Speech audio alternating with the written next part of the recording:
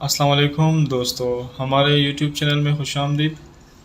آج کی اس ویڈیو میں ہم آپ کو بتائیں گے کہ اللہ کے محبوب بندے کون ہیں۔ تو آئیے اس کے بارے میں ڈاکٹر اسرار احمد کا بیان سنتے ہیں کہ وہ کیا فرماتے ہیں۔ اصل کرائیٹیرین آپ کی صداقت کا، آپ کی نیکی کا، تواصوا بالحق وتواصوا بالصبر، یہ صبر کسی اور کام کے لیے نہیں ہے، یہ کوئی وطن پرستی کی جنگ کا ذکر نہیں ہے، یہ کوئی قوم پرستانہ جنگ کا ذکر نہیں ہے، یہ کوئی اپنی جیسے بادشاہ کرتے تھے اپنی دولت بڑھانے کے لیے، اپنی مملکت کو توسیع دینے کے لیے صبر نہیں ہے، بلکہ یہ راہ حق میں والصابرین فی الباساء والضراء وحین الباس، خصوصاً وہ جو صبر کرنے والے ہیں فقر و فاقہ میں، بھوک میں اور تکلیف میں۔ زخم آ گیا ہے، تیسے اٹھ رہی ہیں، برداشت کر رہے ہیں، آدمی کانپ جاتا ہے۔ معاذ اور معوذ جو دو نوجوان تھے جن کو حضور نے تو کہا تھا تم ابھی کم عمر کے ہو، تم جاؤ واپس چلے جاؤ، لیکن ان میں سے جو بڑا تھا اس نے کچھ کہا حضور سے تو حضور نے مان لیا، چلو ٹھیک ہے تم آ جاؤ۔ چھوٹے نے کہا حضور میں اسے پچھاڑ سکتا ہوں، آپ نے کشتی کرائی، اس نے پچھاڑ دیا، اچھا بھائی آ جاؤ، تم بھی آ جاؤ۔ انہی میں سے ایک کا ہے، میں بھول رہا ہوں ان کا نام، ان کے ایک شانے کے اوپر تلوار کا وار پڑا، پورا شانہ کٹ گیا، کوئی ایک تسمہ، کوئی ایک ٹینڈن لگا رہ گیا کسی، اب وہ ہاتھ جو ہے وہ لٹک رہا ہے، وہ دوسری ہاتھ سے تلوار چلا رہے ہیں لیکن یہ رکاوٹ ڈال رہا ہے۔ انہوں نے اپنے ہاتھ کو اپنے پاؤں کے نیچے رکھا، زور سے جھٹکا دیا اور اس بازو کا علیحدہ کر کے پھینک دیا، اور میں سچ کہتا ہوں انہیں کوئی درد محسوس نہیں ہوا ہوگا۔ وہ جذبہ جو ہوتا ہے وہ انسان سے سب کچھ کرا دیتا جس کا ہم تصور نہیں کر سکتے۔ والصابرین فی الباساء والضراء وحین الباس، اور جنگ کے وقت، حق و باطل کی جنگ، وہ جنگ جو ہے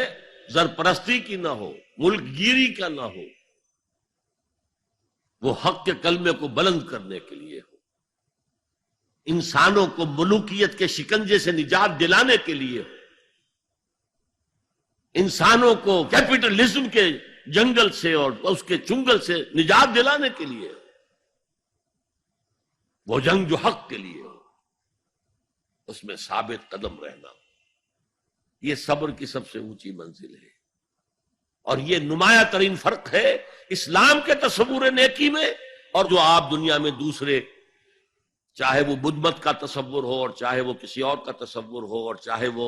صوفیانہ تصور ہمارے ہاں کا ہو، چاہے وہ کرسچین موناسٹسزم کا تصور، ان سب سے جو فرق ہے وہ یہ ہے کہ جہاد فی سبیل اللہ چوٹی پر ہے، دیٹ از دی پیک۔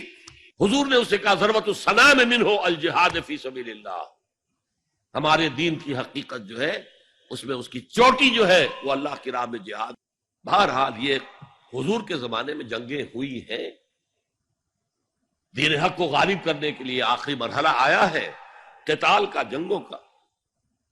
تو والصابرین فی الباساء والضراء وحین الباس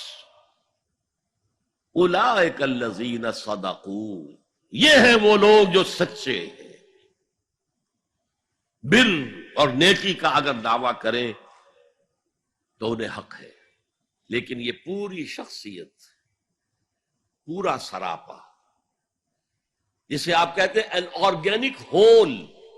ان آرگینک چیزوں کو آپ کاٹ کے اس کے حصے بکھرے کر سکتے ہیں، آرگینک چیز کاٹیں گے ختم ہو جائے گی، زندگی نہیں رہے گی اس میں۔ آرگینک ہول، اس کا ہر جز لازم ہے، اس کے روح ایمان ہے جو موٹیویشن کو درست کرتی ہے، اس کے اعمال کا ذکر آ گیا۔ اور چوٹی، اسی لیے سورہ صف میں فرمایا ان اللہ یحب الذین یقاتلون فی سبیلہ صفا کانہم بنیان مرصوص، اللہ کے محبوب تو وہ بندے ہیں جو اس کی راہ میں جنگ کرتے ہیں ایسی صفیں باندھ کر گویا کہ سیسا پلائی ہوئی دیوار ہے۔ آج کل ہم کہیں گے جیسے کہ ری انفورس کانکریٹ کی وال ہے، اس وقت وہ سیسا پلا دیا کرتے تھے درزوں کے اندر، اس دیوار کی مانند کھڑے رہیں جس میں کوئی رخنہ نہ پیدا کیا جا سکے. یہی اسلوب اختیار کیا ہے اقبال نے اپنے ایک شعر میں. محبت مجھے ان جوانوں سے ہے ستاروں پہ جو ڈالتے ہیں کمند. ان اللہ یحب الذین یقاتلون فی سبیلہ صفا کانہم بنیان مرصوص. محبوبیت خداوندی کا مقام یہ ہے. تو دوستو امید کرتا ہوں کہ آج کی ویڈیو آپ لوگ کو اچھی لگی ہوگی. اگر آپ لوگ کو ہماری ویڈیو اچھی لگی ہو تو ہمارے چینل کو لائک کریں، سبسکرائب کریں اور زیادہ سے زیادہ شیئر کریں.